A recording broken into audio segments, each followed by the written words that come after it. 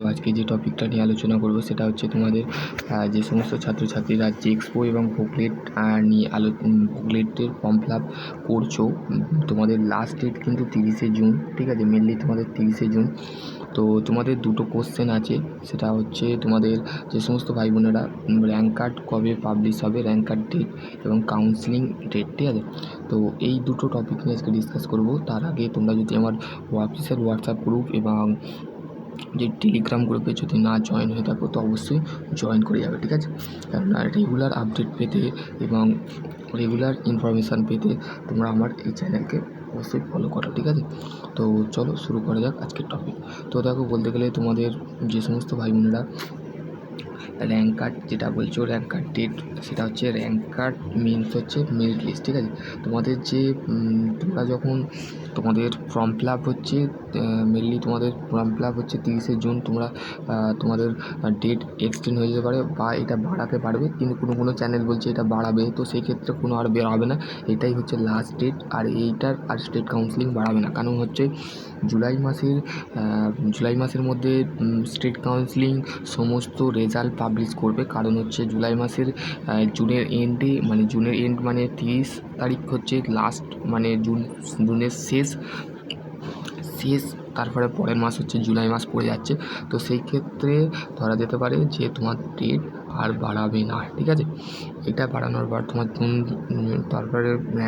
তারপরে তোমার এটা হচ্ছে 2-3 দিন বাদ তোমার কিন্তু র্যাঙ্ক কার্ড পাবলিশ হবে, ঠিক আছে?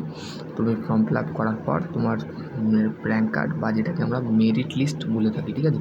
মেরিট লিস্ট বেরোবে। মেরিট লিস্টের মধ্যে বেরোনোর পর তোমার মেরিট লিস্ট র্যাঙ্ক কার্ড বেরোনোর পর মেরিট লিস্ট 15 থেকে 20 জুলাইয়ের মধ্যে কিন্তু বেরিয়ে যাবে, ঠিক আছে? 15 থেকে 20 জুলাইয়ের মধ্যে তোমার মেরিট লিস্ট বেরিয়ে যাবে।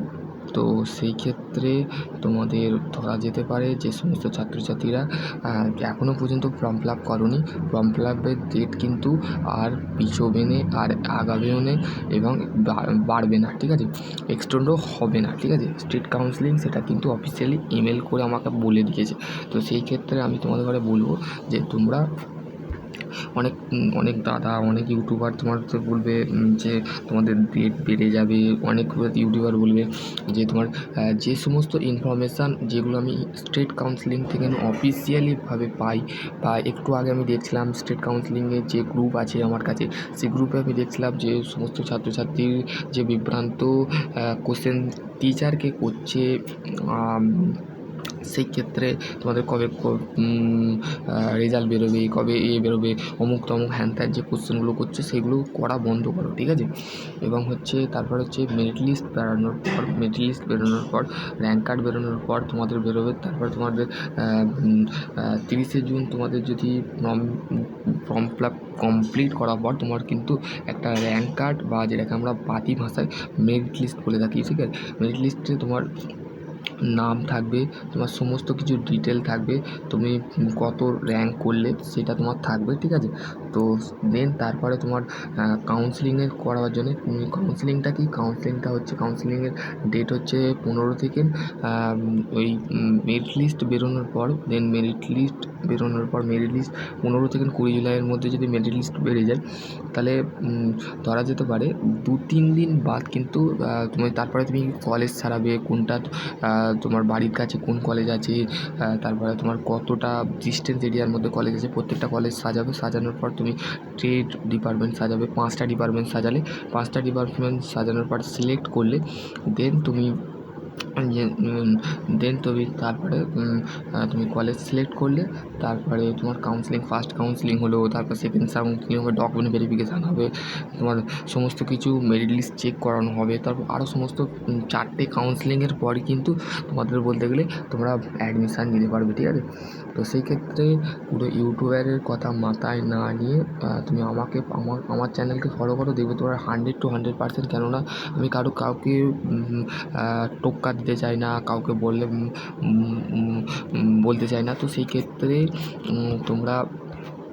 তোমাদের একটাই রিকোয়েস্ট করব যে তোমরা আমার অফিসিয়াল হোয়াটসঅ্যাপ গ্রুপ এবং টেলিগ্রাম গ্রুপে যারা জয়েন হওনি অবশ্যই জয়েন হয়ে যাও। কারণ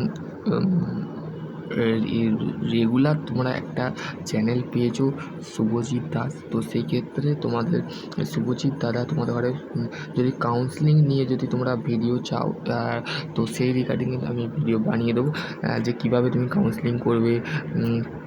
কাউন্সেলিংয়ে মেনলি করতে তোমার সামথিং দেখতে হবে, ইনফরমেশান ভাউচারটার মধ্যে আমি ভুলে গেছি কাউন্সেলিং করতে ক টাকা লাগে। তো সেই ক্ষেত্রে তোমরা যদি কাউন্সেলিং আমাকে দিয়ে করাতে চাও বা তোমার অন্য কোনো জানা টিচারের হাত দিয়ে করাতে চাও, ডেফিনেটলি করাতে পারো। যদি তোমরা যদি পেড কোর্স নিতে চাও আমার সাথে কন্ট্যাক্ট করতে পারো। আমি এই অফারটা কিন্তু তোমাদের অর্থিক অফার, তো আশা করছি তোমরা বুঝতে পারো। নেক্সট ভিডিও অন্য কিছু নিয়ে আলোচনা করবো। ততক্ষণ ভালো থেকো, সুস্থ থেকো। থ্যাংক